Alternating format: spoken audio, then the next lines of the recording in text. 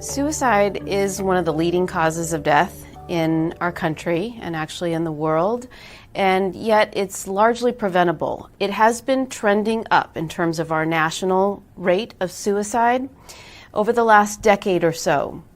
It had trended down prior to that. So we're at a place now where we really want to make a difference. We want to use the methods that we know can work to lower the suicide rate and allow those who are struggling to get the help that they need.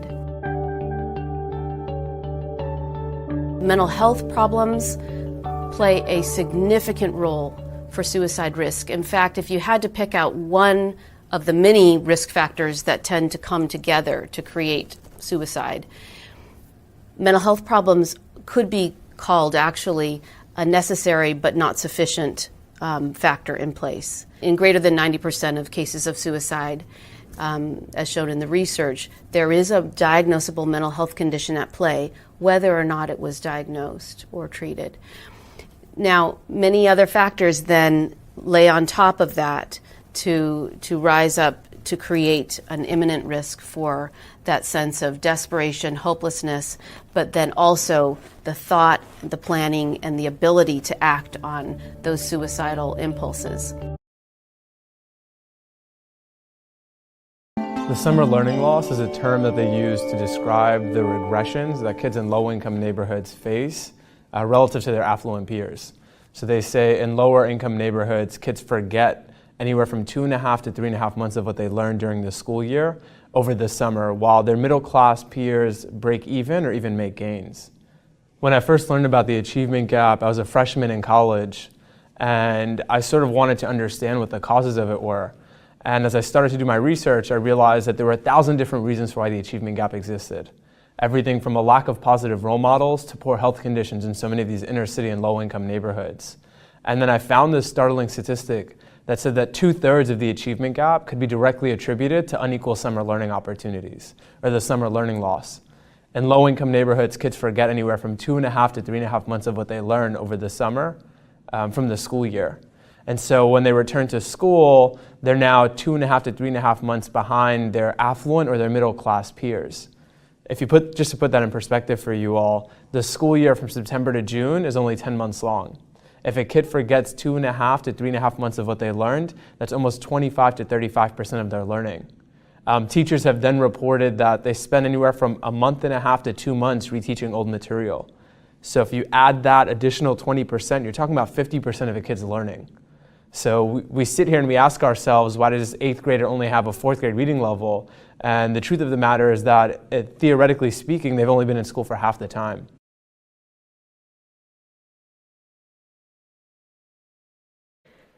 In 2012, I traveled to Colombia to prepare for the first ever prevention study in Alzheimer's disease.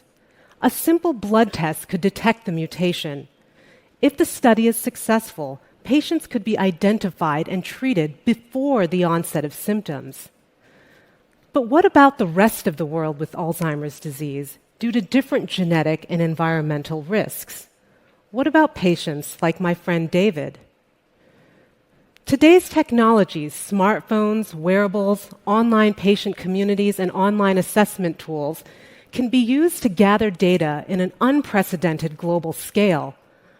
With enough data, we can begin to understand the emerging genetics and this disease, much the way Dr. Lopera did in Colombia.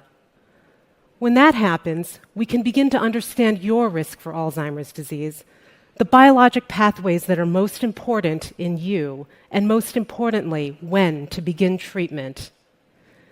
Now is the time that patients, family members, physicians, scientists, and drug developers all have a role to play in defeating Alzheimer's disease.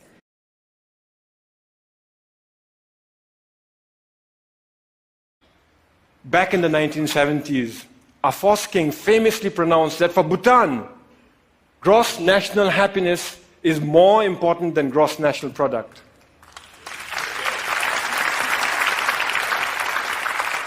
Ever since, all development in Bhutan is driven by GNH, a pioneering vision that aims to improve the happiness and well-being of our people.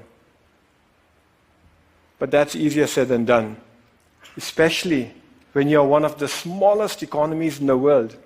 Our entire GDP is less than $2 billion. I know that some of you here are worth more individually than the entire economy of my country.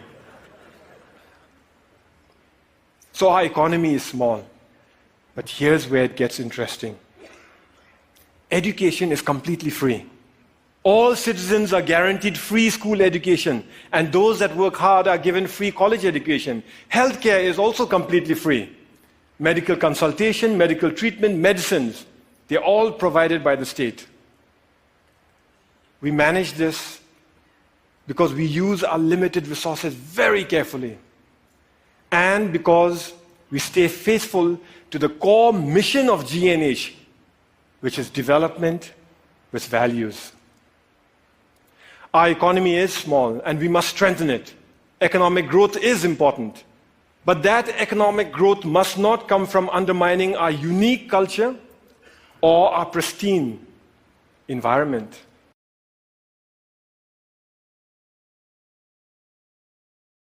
Now let me first show you how the unity is shown in chimpanzees. What you see here is two males on the left who are standing together. You also see the big canine teeth that they have.